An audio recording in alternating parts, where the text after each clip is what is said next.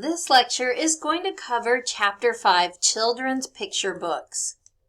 As we start to look at what exactly children's picture books are, it's important to recognize the difference between a picture book versus an illustrated book. When we start our second project, you are going to do an analysis of children's picture books, preferably the Caldecott winning medal books. So here is the difference. A true picture book is one in which the pictures and the words are equally important. The illustrations tell the story, establish the mood, and add layers of meaning to text. It's important when you look at a book because sometimes students will choose a chapter book that has pictures. So you want to be careful that you pick a book that is not just an illustrated book. A textbook is considered an illustrated book. And on the right side, you see an example of an illustrated chapter book. So the illustrations in a chapter book are more for decoration. Whereas when you get a book like Pete the Cat, on every page is a huge picture of Pete the Cat with some words on there. So the illustrations and the words are equally important. You could not read just the words in Pete the Cat and get as much out of the book. It really needs those illustrations to help tell the story. So be careful as you choose books for your project that you are not choosing chapter books where the illustrations are just for decoration. So just to reiterate this, the term picture books is normally applied to books that tell the story predominantly through the pictures with just a few lines of supporting text. Illustrations and picture story books are integral to the story, providing actual plot or concept information as well as clues to character traits, settings, and mood.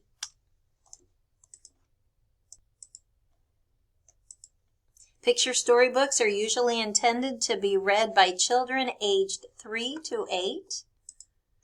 And a children's picture storybook usually comes in the form of 32 pages. So that's important to remember that they are usually 32 pages. So why is it important for children between the ages of 3 and 8 to have picture books? Children are more visually oriented than adults.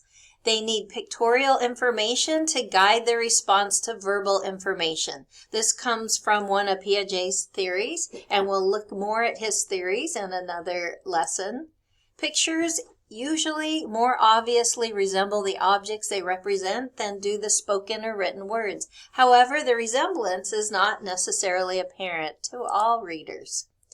We're going to, in our next picture book project, we are going to analyze picture storybooks, and we're going to look at their storytelling elements, their artistic elements, their design and meaning, their artistic media, and artistic styles. When you become an educator or a librarian or even a parent picking out stories for children, these are really important things to consider because not all picture books are of the greatest quality, so it's nice to be able to tell a good quality picture book. Other things that are important storytelling elements for a picture book is the plot, the characters, the theme, the style, and the tone. And we're going to look at these more in depth. So the plots of picture storybooks tend to be simple and fast-paced. They can't be too complex for that age group. They often rely on repetitive patterns that are suited to the rhythmic nature of the picture book design. The illustrations often assist in the development of plots in the storytelling. When we look at characterization in picture books, it's typically simple. Characters tend to be identified by clearly outlined traits.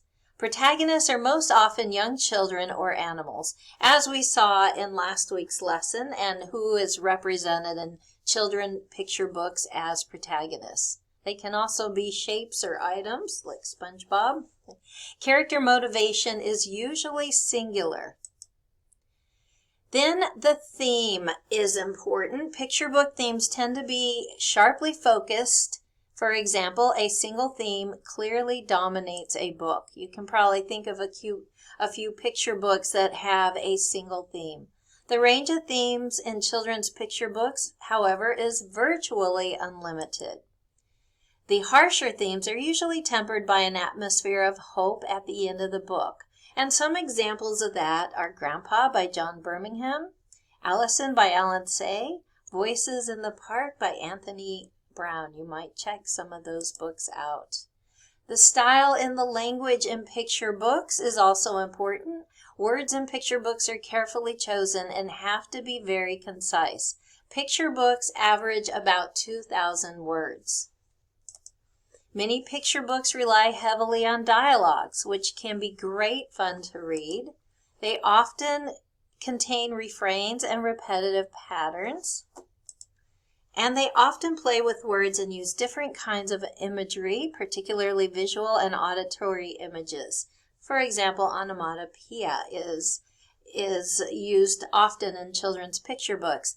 When you do your children's picture book project, you are going to have to analyze these type of things. What type of words are used? What type of vocabulary?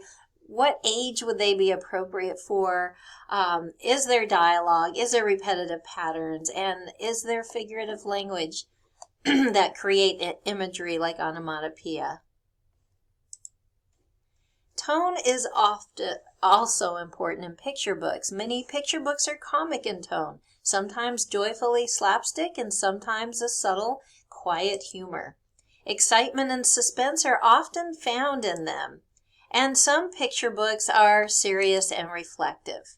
So examples of books that contain a theme and a tone, Where the Wild Things Are, we're going to look at that book later on in the course. The Giving Tree, one of my personal favorites by Shel Silverstein. The True Story of the Three Little Pigs, a little twist to the original story of the Three Little Pigs by John Shishka. Grandfather's Journey by Alan Say, which we looked at last week, and Voices in the Park by Anthony Brown. With your picture book story project, you are also going to analyze the artistic elements. I call the picture storybook project the Caldecott project as well, because I want to encourage you to use Caldecott winning books, because those books are chosen because of how the illustrations enhance the story, and they're such a good example of picture books. These illustrators in these books, they make good use of line, space, shape, color, texture, composition, and perspective. Some of those terms you might be pretty clear on. Some of those terms like texture and perspective you might not understand, so I'm going to explain those better, and they're also explained in your textbook. So lines in children's picture books are important. They define objects, but they also suggest movement, distance, and even feeling. So here are your vertical lines, and here are your horizontal or shifting lines. Curves and circular lines suggest warmth, coziness, and security. And you can see in The Tales of Peter Rabbit by Beatrix Potter, she used many circular lines when they were down in the hole to suggest the warmth and the coziness. Diagonal and zigzagging lines suggest action, excitement, and rapid movement. So, Madeline was one of my favorite books growing up as well. And you can see when she's running to the room to get to the girls, she's leaning over, she's got a straight line, and she bolts through the door. Please tell me what's troubling you. Also, it shows distance. So, Millions of Cats by Wanda Gag shows that zigzagging line where he's walking and gathering the cats. Horizontal lines suggest calm and stability, whereas vertical lines suggest height and distance. So once again, there are your horizontal and your vertical lines. Space is a very important artistic element. It is actually what draws our attention to objects on the page. The lack of space on a page may contribute to a claustrophobic or uneasy feeling, or perhaps confusion and chaos. So as you look at those illustrations, is there a lot of space, which the open space makes us a little more calm, or are there a lot of objects crowded in there? The generous use of space suggests quiet and serenity, but it may also imply emptiness, loneliness, or isolation. Space can also create the illusion of distance. Know David by David Shannon. I love these books. This is a good example of a picture book. You only have a few words on each page, but you get a clear idea of what's going on with David. So you can see in this one, it's loud. He's beating on the pan. It's vibrant colors, and it's an up-close picture of David beating on that pan. And here you even get a closer close-up. Stop that this instant. And so that does suggest uneasiness. In contrast, The Giving Tree by Shel Silverstein, you can see there is a lot of space here, and he would gather her leaves. So that is a good contrast between the two. Shapes can be evaluated for their simplicity or complexity, their rigidity or as in geometric shapes, and their size. Rounded shapes, however, may suggest comfort, security, stability, and softness. And squarish, angular shapes may elicit more excitable responses, agitation, alarm, and confusion. The bigger a shape is in the picture, the more important it is. Millions of Cats by Wanda Gag. You can see that. And the horizontal shapes in these pictures show organization and calmness. They're doing what they need to be doing. With Harold in the purple crayon, he's in the city. You can see the tall vertical shapes which reflect height. The other things to consider is the types of color used. There are three key elements: hue, value, lightness, and saturation. Hue is the classification of color. Value and lightness, the degree of brightness and darkness. Saturation, the intensity of colors. 100% is pure color, where 0% is a shade of gray. The mood of a picture can be changed by using different hues, value, and saturation. When an illustrator chooses the colors that he's going to use, he knows that it is one of the most emotionally evocative of artistic elements. Red and yellow, warm or hot colors, suggest excitement, warmth, happiness. However, red can also signify danger or boldness, and yellow, cowardice or cheerfulness. Blue and green are considered cool or cold colors. They suggest calm or quiet. However, blue can also signify soothing, and green can signify envy or illness, but also life and renewal.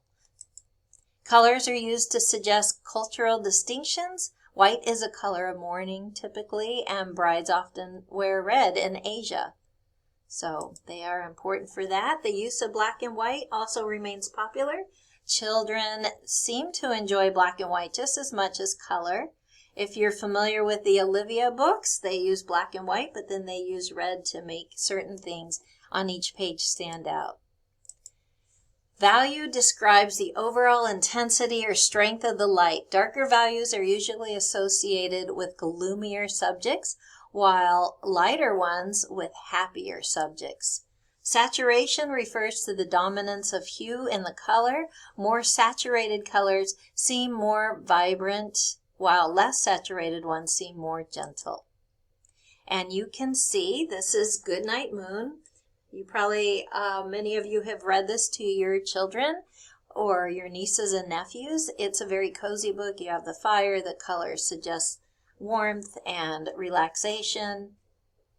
And it starts by saying, good night room, and you can see the circular carpet, which suggests relaxation, and the use of color, and mom knitting in her rocking chair. Lawn Popo by Ed Young. You can see in this illustration, the children are up in the tree. There's a lot of saturation showing the tenseness in this picture of the wolf down there and them up in the tree. Texture refers to the impression of how a pictured object feels. It gives a flat surface the characteristics of a three-dimensional surface. Texture is really hard in the questions that you're going to need to choose to evaluate the illustrations. I have some extra materials for you to help you understand texture well, but you can use the